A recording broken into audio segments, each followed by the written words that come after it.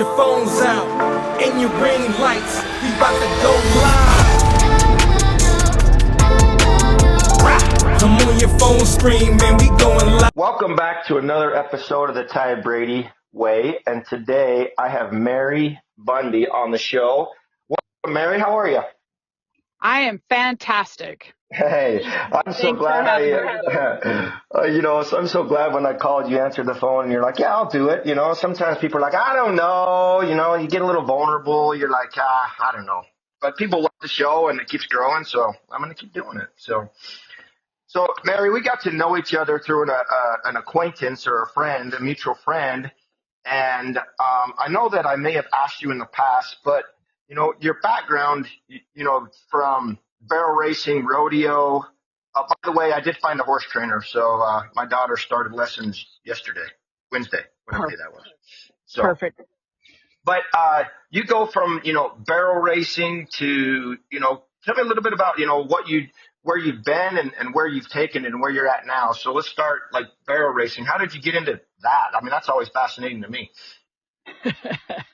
Well, my dad is a cattle rancher. He used to manage these 30,000, 1 million acre cattle ranches. And so I grew up on a horse, but we did not rodeo. Okay. My dad's firm belief was that was a great way to ruin a good horse. So, fast forward 20 years, I get married. My husband, my fiance at the time, goes home to ask my dad for permission for us to get married. And he sees the caliber of horses my dad has. And he looks at me and he's like, why are you not rodeoing? And because he is a rodeo cowboy, he's a calf roper, a team roper. And I'm like, because we were never allowed to rodeo.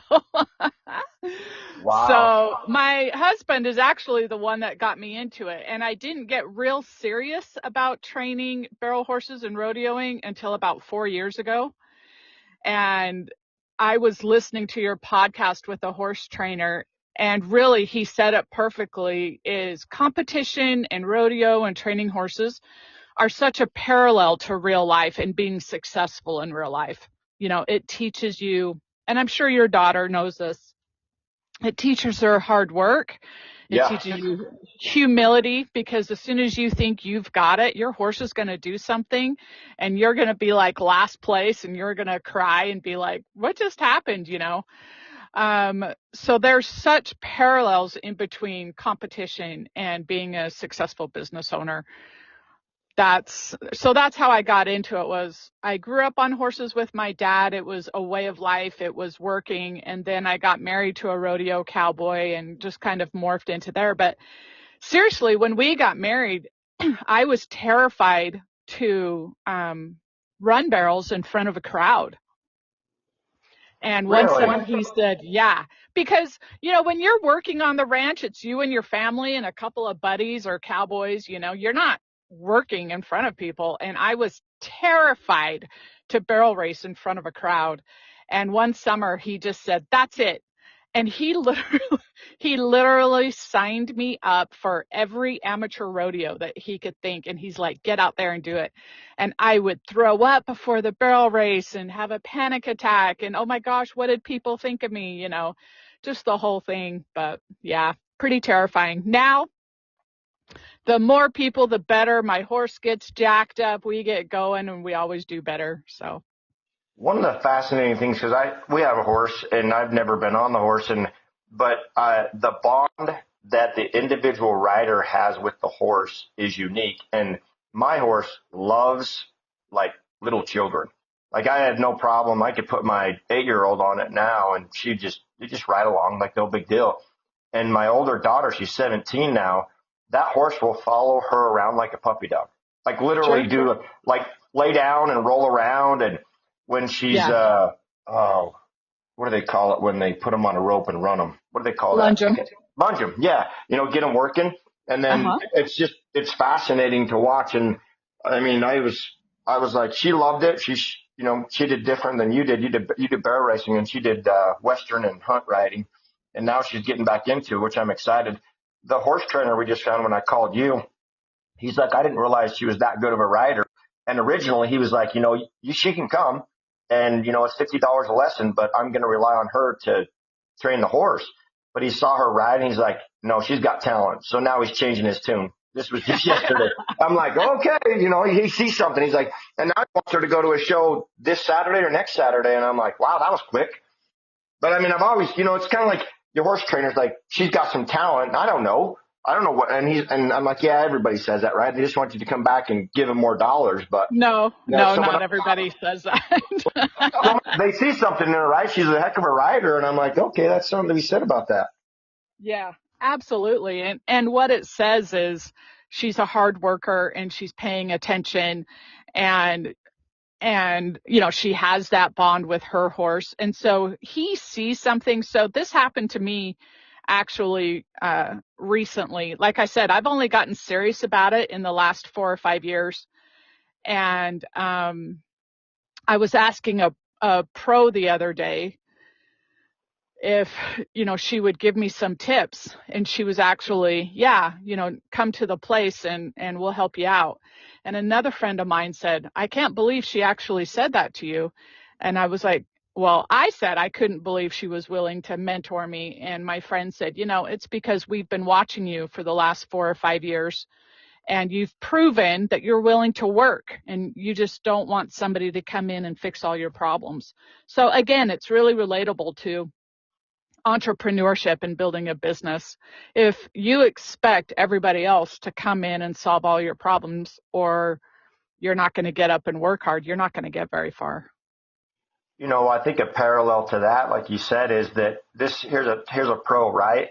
And I think ultimately when somebody reaches that level of success, they want to help other people do the same. Even as an entrepreneur, like at some point, it's not about the money. It's about helping other people succeed. But yet, here's the thing. She was still watching you. And she's like, and then when you ask, she's like, yeah, I'll help you. Right. It's amazing. Right. So my dad never rodeoed, but he's probably one of the best ranch ropers that probably ever lived. And he used to tell me, people would be scared to come ride. They'd be like, no, I don't know anything and whatever. And my dad always said, the guy that comes and says, hey, listen, I don't know anything, I'm willing to learn, those pros will help them out. The cowboy world will bend over backwards, to help somebody. But it's the guy that shows up in his 10-gallon hat and his brand new boots and brand new robes, and he's like, hey, I know everything. Boy, you're going to get crucified. I mean, they will humble you. So you're right. And I've learned that in the world of business, like you and our mutual friend. Yeah, I was going to say there's so many similarities. Right. And you and I know that. Like you say, oh, I don't know what talent on a horse looks like. But if an entrepreneur comes in and he's like, hey, I'm one of the best Medicare agents. I have all of these agents and I know how to run a business and yada, yada. And you're like, oh, okay. And then I know you could listen to him for 45 seconds and you'd be like, this guy don't know what he's talking about. Yeah. And it's the same thing in the horse world. And I'm sure it's the same thing in really anything you do. If you recognize talent, you recognize, hey, this is truth, they do know what they're talking about. And it's the same in Medicare. You know what? I'm not in Medicare sales. I never look at myself that way. I don't sell Advantage plans and Medicare supplement plans and dental plans. What I do is I really educate my clients, and I love giving the power to my clients, because I had a gal, this is such a great example. I had a gal come in and she says, Mary, I've got a master's degree and I can't figure this Medicare book out, because you've seen the Medicare book. It's like 2 inches thick. And she's like, are you kidding me? And I'm like, that's why I have a job. So I like to think of myself as a Medicare educator, because my clients come in, they're confused, they don't know all the ins and all the outs, and I'm able to simplify it for them. And there's 2 things I love about Medicare, and that's the number one is educating my clients and giving the power over to them, because then they do come in and they're like, hey, I'd rather have a supplement than an Advantage plan, and this is why. And then, we go from there. And the other thing is really the puzzle. I really love helping those clients. And you've had these. I had a client come in the other day. He had 18 doctors. Oh, Yeah, that's a and record. probably, I've had like 18 medications, but 18 doctors. Wow. yes, he had 18 specialists and then at least that many medications, a couple clinics, a prosthetic clinic that he absolutely had to have. And just the puzzle of getting this guy the best plan that, he could get for him. And then, of course, so I live on the Arizona Strip, so I've got 3 states right here. I'm a half an hour from the Utah state line. My office is in Nevada, but I live on the Arizona Strip. And Medicaid can get really tricky. Oh, yeah. And trying to help my Medicaid clients go across border and get medical care. I mean, it's a trick. And so those are probably the 2 things I love about it. The fact that, I happen to get paid by the insurance companies to sell them is kind of just a byproduct of what I do. Yeah, a lot of people misunderstand that. People are so afraid of contacting an agent because they feel like they're going to be sold. And it's in reality, people are like, well, how do you get paid? I'm like, well, the insurance company, pays me. But whether you buy online, over the phone, or through the mail, somebody's getting paid. And I think sometimes people feel like if they go online, it's cheaper. It's the exact same price, whether they work with you, Mary, or they work with me. And I'm not, and I tell people all the time, I'm not for everybody. If you don't like me, know me, and trust me, then, I don't want to be doing business because this is a lifelong relationship. And I want you to call me and tell me I've got this problem or that problem. I could see a lot of similarities in training horses because no 2 horses are alike. Yes, there's principles and like strategies, but there's unique little things. Like I've seen it with my daughter and the horse that will respond to her differently than with the trainer, or vice versa, absolutely. right? So Yeah. you've got to have that puzzle. You've got to figure it out. And there are some clients that you're just not going to be able to help. And I haven't done this very often. I've had 2 or 3 clients that I've just said, you know what, you and I just aren't a good fit. So here's the name of another agent that might be able to help you better. That's like once in a blue moon kind of thing, but it's exactly what you're saying. We're not everybody's cup of tea, or maybe I don't communicate, or maybe I'm a little too direct in how I communicate. I mean, it's all good. Yeah. Whether I sell you a plan has nothing to do with, I want to educate you so you can come in and go, hey, Mary, and ask me those questions. My biggest frustration with our industry today are call centers. And it's just what they do to my clients, or my clients don't understand. My sister-in-law actually came in the other day and she's like, oh, I didn't sign up with a different plan. They told me it wouldn't affect what I had, and they totally completely flipped her to something else that she can't use on the Arizona Strip. And so stuff like that's frustrating. And I know I was listening to your podcast about the AI.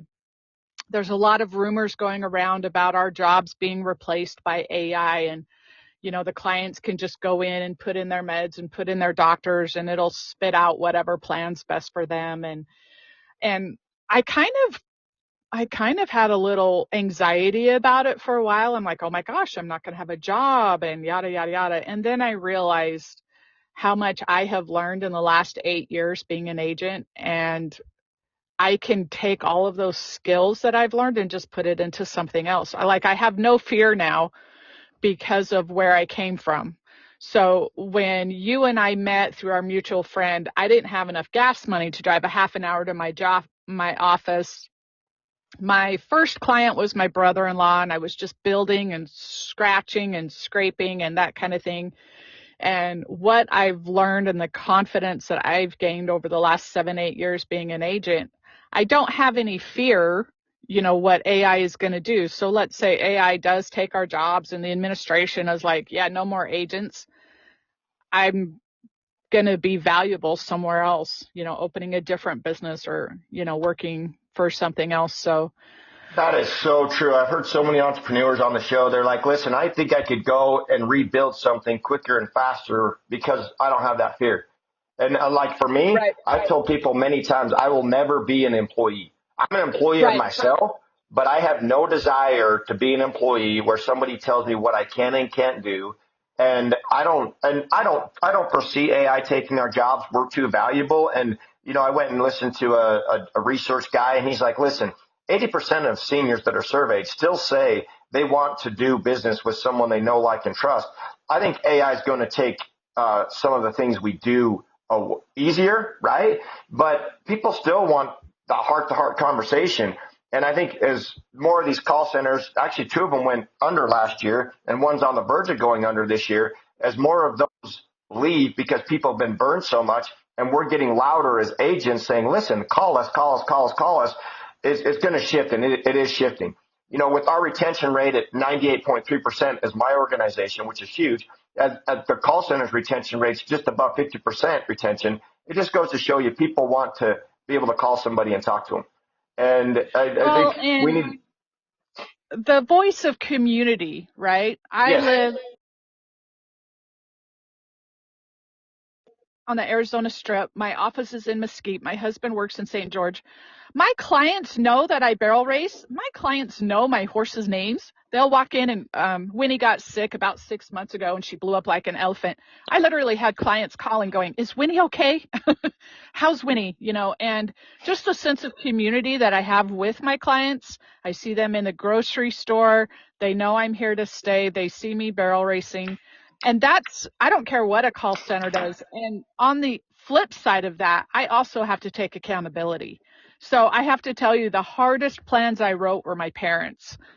Oh, really? Your parents, that's the hardest ones, right? When I got in this business, I refused to help people that were close to me unless they called me, because I didn't want them to be like, I just didn't need the backlash. I'm like, but now a lot of those people, 15 years later, they came to me like, hey, I know, I'm there, right? They're just afraid, right? Yes. Yes. So those are the hardest plans we've ever written, but I am not afraid to stand up to United Healthcare or these insurance companies. We're not afraid to go to bat for our clients. We're not afraid to process appeals. No. Or office managers. Right now I'm dealing with office managers because they didn't get pre-authorizations, and they know they didn't, and they know they're in hot water. So I am not afraid to go to bat for my clients. And I think that's another thing with the AI that's totally missing. When I had a client walk in with a $111,000 bill. Oh. Yeah. And he just looked at me and was just like, what do I do? And I'm like, don't worry about it. We got it, and technically that's not even a part of our job description, right? No. We don't get paid for that, but it's so few and far between. And our clients just don't have the knowledge and the, whatever to go after these office managers or to go after the insurance company and say, hey, this is on you for not getting pre-authorizations, and so the whole AI thing, I did panic there for a while, or people come in and say, the new administration, they're going to get rid of Medicare and you're not going to have a job. And I don't have any fear anymore because of what I've learned. And like you said, starting my own business, I think the longest part would just be figuring out, what you want to do. Yeah. What new business I'm going to do. Yeah. Well, you're not going to have to do any new business. I believe that wholeheartedly, Mary. Well, so interesting. So you got into barrel racing, because of your husband. Yes. Now, how did you get into Medicare? Like, how did you even hey, you just talked a little bit about, hey, you couldn't even pay for gas to get to your office. I mean, How did you one day wake up and say, I'm going to do this? This is a really great story. So I graduated from Dixie State with my bachelor's in May of 2017. And all of the job offers, because I was getting job offers, number one, I'm not a 9-to-5 person. That just makes me nauseated. So I didn't like marketing, and I didn't like all of these job offers I was getting. And I was like, you know what? I just need a break. And so I went to my mom and dad's in Idaho, and my dad had got colon cancer. And so he's had the 8 surgeries and the chemotherapy and the radiation.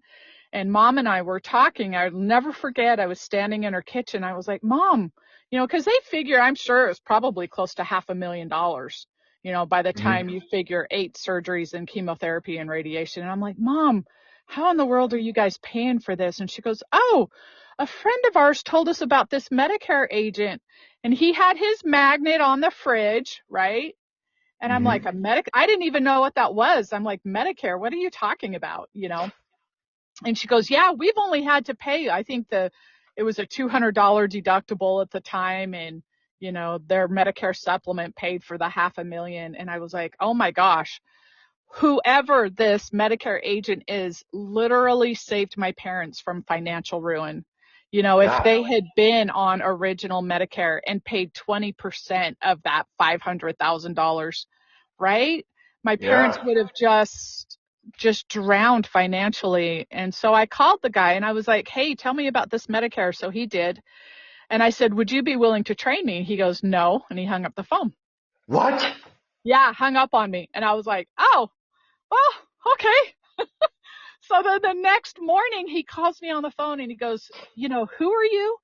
And I said, well, I'm Mark Westcott's daughter. And he goes, listen, if I train you, do you know how valuable your dad's cell phone is with all of his friends? He goes, I would lose a third of my business. He looked at you as competition. Yes. Oh, And he didn't know that I didn't live there. He just thought, he thought I lived there. And I was like, no. I am just here visiting my parents. I live in southern Utah. If I open an office up down there, it's going to be, down there somewhere. No competition here. So he goes, well, my wife's a Christian, and so she says I should help you. What? Yeah, I'm like, okay.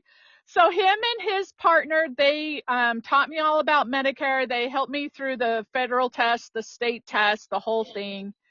And then I came down to southern Utah, and that's when I met my manager, was at a Humana conference. And I asked her, I'm like, at the time, I didn't even offer Advantage plans. All I offered were Medicare supplements. Because that's what he trained you on. Yeah. And she was like, there's a whole, I'm like, oh, no. So she trained me on all of that. And so that's when it came into, I remember one day I was like, so this is what happened. This is why I decided to open an office. I had this gal call me in downtown St. George. She goes, hey, can you come over and talk to me about Medicare? And I'm like, yeah, absolutely. But something felt off. And my husband was driving, working construction at the time. And I called him and I was like, hey, would you come with me to this appointment? Which, by the way, I had never done and haven't done since, but something felt off. And he says, Mary, I don't have time for this. And I'm like, please. And so he came. He was driving his big dump truck, and we parked it down the block. And this guy was really sketchy. And my husband just kind of looks at me, and he was walking down the block. And he's like, okay, I'm glad I came with you. So we go into the house. We're talking about Medicare. And the gal was literally said to me, well, I really don't need your help, but my son asked me to call you. And my husband's like, excuse me? What? And her son had just gotten out of prison and had seen my advertisement or whatever and asked his mother to call me to lure me to the house. What? And so the son had, I had told Kellogg this whole story, and he told me, he's like, go get an office. So the son he was probably in his 30s. He had come around the backside of the house and came in the house and was surprised to see my cowboy husband sitting in the living room. And Dorian looked at him and he looked at Dorian, and we all knew what was supposed to happen there. So Dorian, we excused ourselves, and Dorian said, never again. You're not going to people's houses. And so I had talked to Kellogg about it, and he was like, just drive around and figure out where you want an office. So I remember I took one day and I was like, I don't know where my office is supposed to be. And we were living in St. George at the time, and I drove around and I ended up in Mesquite. And I told Dorian, I said, my office is supposed to be in Mesquite. And he's like, okay, whatever you want. So I opened up an office here, and it's just been great. And now we live like 10 miles from town. So it's worked out Well, perfect. But just kind of over the course of 7 or 8 years, this is how I ended up here. I absolutely, the best part about my show is getting stuff like this. You may have told me that and I don't remember, but I don't remember. I think I would have remembered that. But you're Yeah. just, I mean, it's amazing. So you open an office and then you said 4 years ago, what allowed you to go full time in barrel racing? So a couple more questions. So how did you just say, hey, I'm going to do this? Or was it that 4 years later, what happened 4 years ago that made you, hey, I'm going to do barrel racing full time? So my husband is friends with a couple up north, and she's a professional barrel racer. And I got to know her, and she knew that I knew how to ride, but I was very frank with her. I was like, I've never, barrel raced or whatever. I had a nice horse and yada, yada. And 4 years ago, no, I,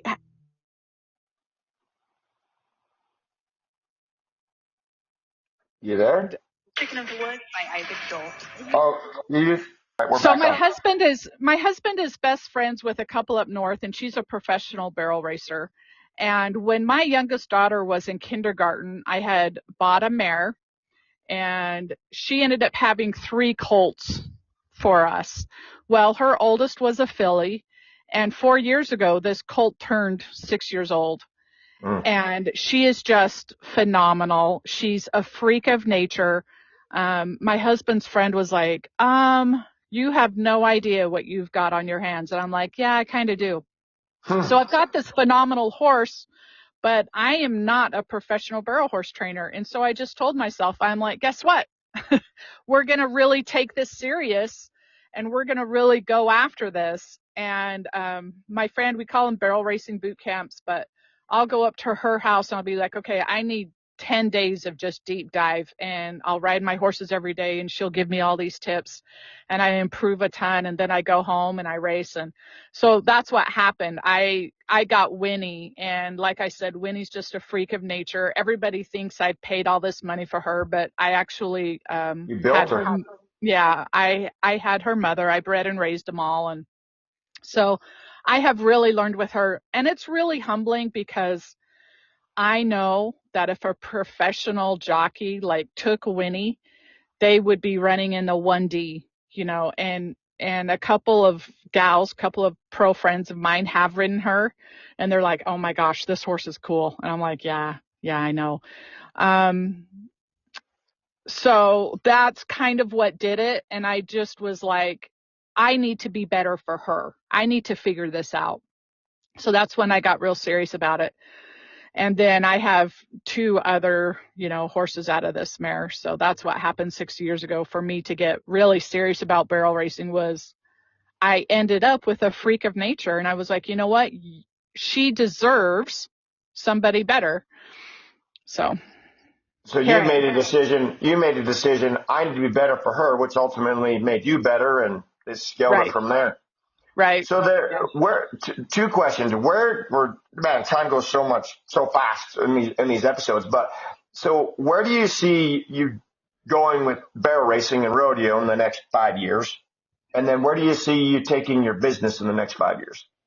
So I'm a real homebody. So these girls that you see go to the NFR, the National Finals Rodeo, they travel 10, 11 months out of the year. And that's not something I'm willing to sacrifice to go to the NFR. I love my family. I'm a grandma. My daughter's going to have twins next July. So I'm just kind of like, I'm not willing to put my family on the back burner to achieve that kind of dream. But barrel racing has evolved to the point where they have these big super shows, and you go there for like a week and pay these big entry fees, and these girls walk out of there with $30,000, $40,000, $50,000. And yeah, super fun, just super fun. And so that's where I see myself. I don't ever have a desire to go to the NFR, but I want to run, and it's called the 1D, and that's like the highest competition. So there's different divisions, 1, 2, 3, 4, 5D. Yeah. Right now, I'm running in the top of the 3D, and my goal is to be in the 1D. And I've made a couple 1D runs, but I'm not consistent. And so I want to go to like one of these super shows and run in the 1D. So that's my goal there with Winnie. And as far as my business, Yeah. I want to double my business. So this is the really interesting part. I know you have a bunch of agents that work under you, and I thought that that's what I wanted to do, but it really isn't. I don't want to manage agents. I'm not a real fan of that part of our business, but I do want to grow my business to like double the clients that we have. Use AI, use all of these technologies to really streamline the systems and the processes. So really all I'm doing is just meeting with my clients, which is the part I love. Yeah. And then systemize everything else, all the paperwork, right? And all the marketing and all the business stuff that you and I have to do on a daily basis. So, that is the hardest part about our business is getting in front of people. And then the next hardest part is getting out of our own way. Or some people could say it's equal to getting out of our own way and then getting in front of people, right? It's just doing that work. That's really interesting that you use that phrase because my mentor uses that phrase in barrel racing. She's like, get out of her way. Just let her work. Yeah. Yeah. And it's like, okay, I just need to sit here and drive her and get out of her way and let her work. And it's the same thing with our businesses. Well, horses want to please their trainer. And I've seen that. I've never been on a horse. I just pay the bills. But that horse wants nothing more than to please my daughter. End of story. Well, that's real kudos to the daughter and the trainer there, because there are horses that don't like you and they're like, no, they're burnt out. I'm not doing this for you. You can kiss it and they'll, so that's kudos to your trainer and your daughter. But yeah, horses, Winnie is that way. And what's interesting is Winnie's half brother, Teo, he don't want to have anything to do with people. He doesn't like people. He wants you to tell him his job and leave him alone, and he'll do it.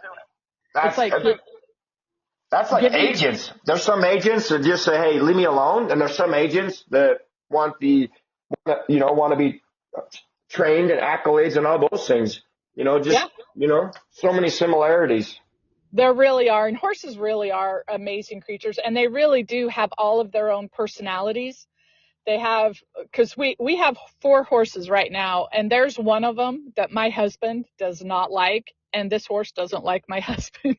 And it's funny to watch these two, because Dorian's like, I know I have to ride this horse, because we're training him and we're training him to sell and everything. Mm-hmm. And then my granddaughter comes over, and this horse is just a doll with her, just so good. But you get Dorian in there, and this horse is like, attitude. Yeah, total attitude. So, really it is. Competition in barrels and horses and animals are so similar to the business process. And that may be, like you said, I wouldn't be afraid. Yeah, my office is in Mesquite.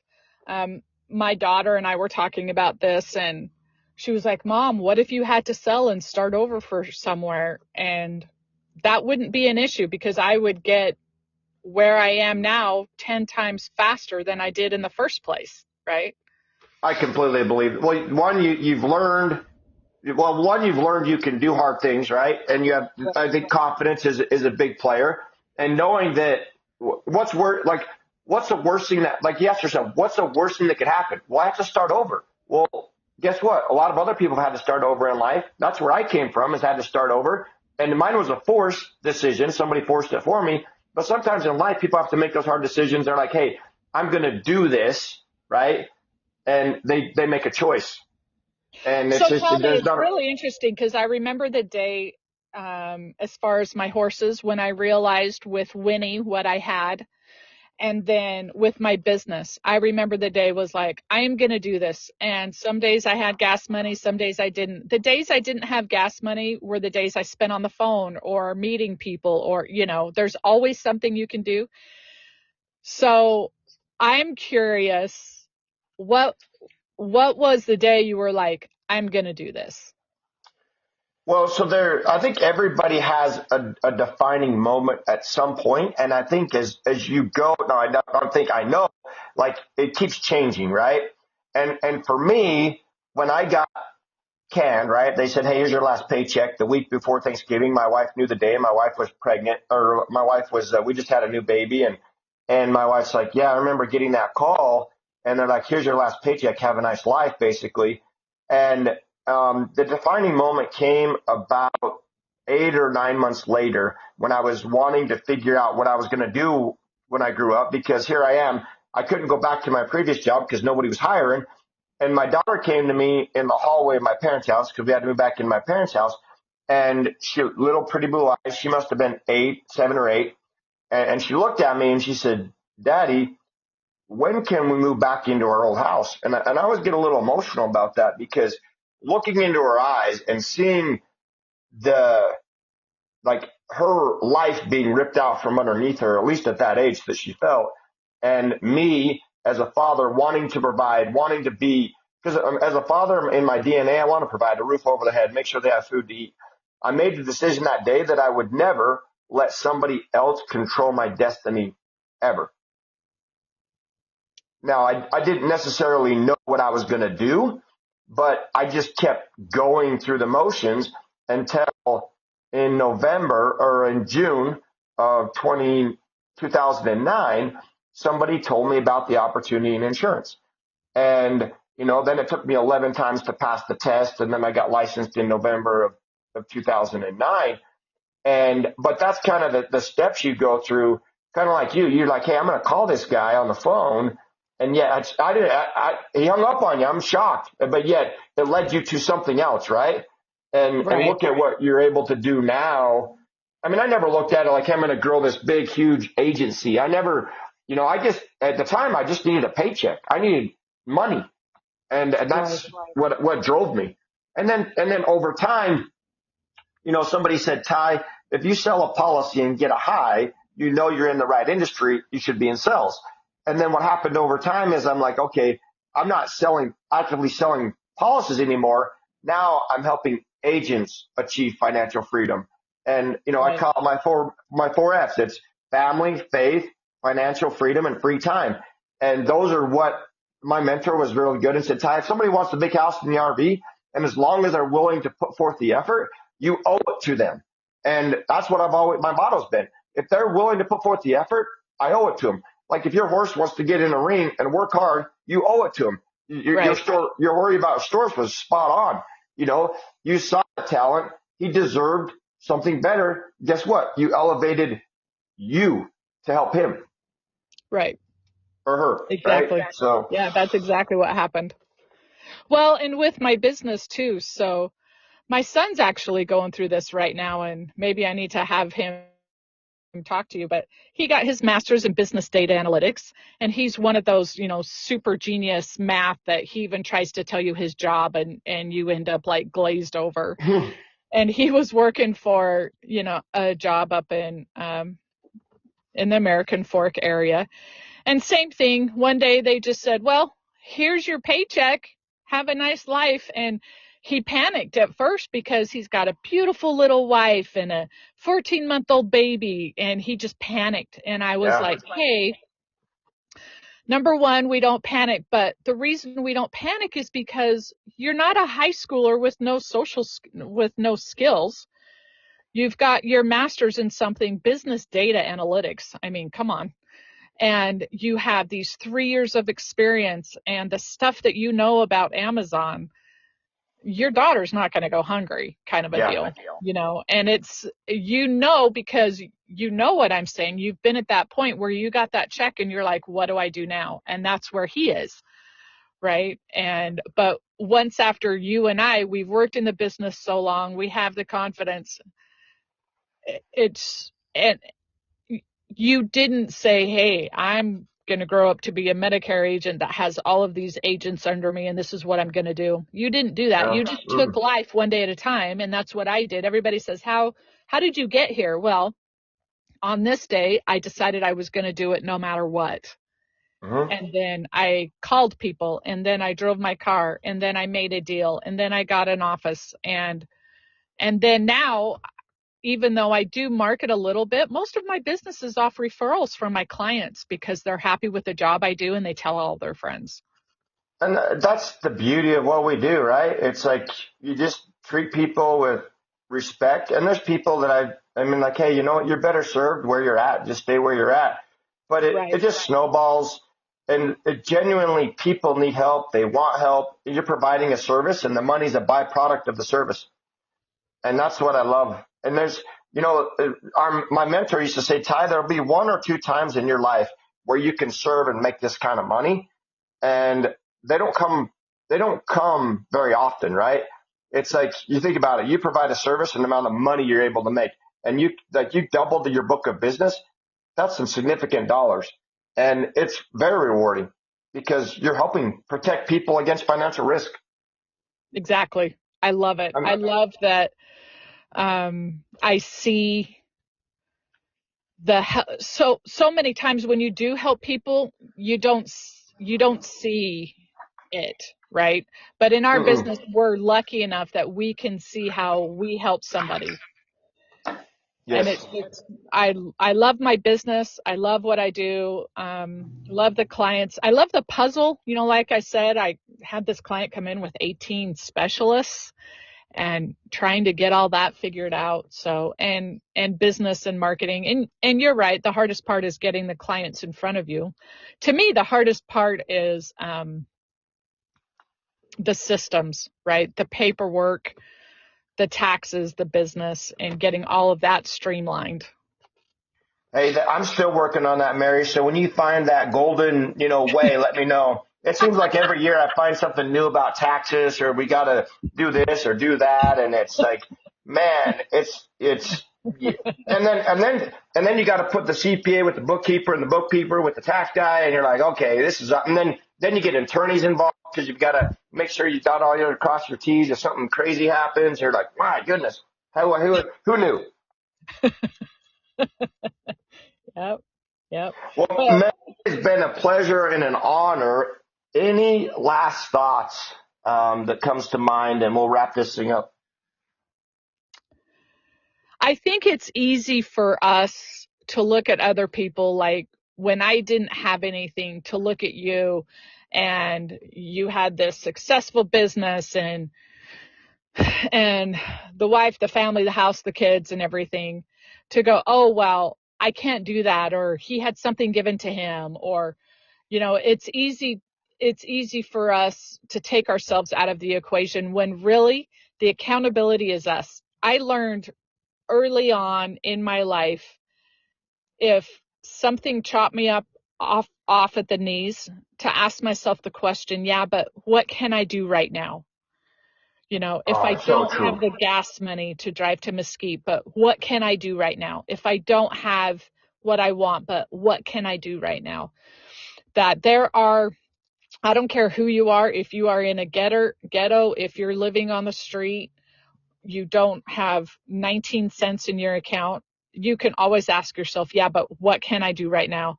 In my experience, business owners, business leaders, pillars of the community, anybody, people are willing to help. They just want to help authentically, right? Nobody wants to get taken advantage of. And I think that's why the pros were willing to help me, because they were like, oh, we've seen this girl grow in the last 5 or 6 years. And I feel like I am not where I want to be, but that's a myth, right? That doesn't exist. We shouldn't compare ourselves to others. I shouldn't compare to myself to Sherry Survey, who's a pro and won multiple world championships. I just need to work on me. And so I would just encourage anybody out there in whatever station of life you are at to take accountability and just ask yourself the question, yeah, but what can I do right now? Oh my gosh, that's so powerful.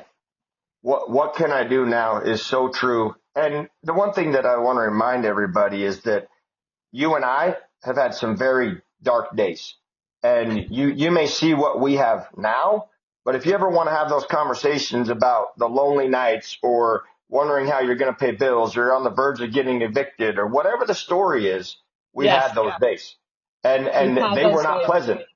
Or you're like, you make a choice whether you're going to do this for your kids or you not eat yourself, right? I mean, there's things we do but wow, what can I do now? So true.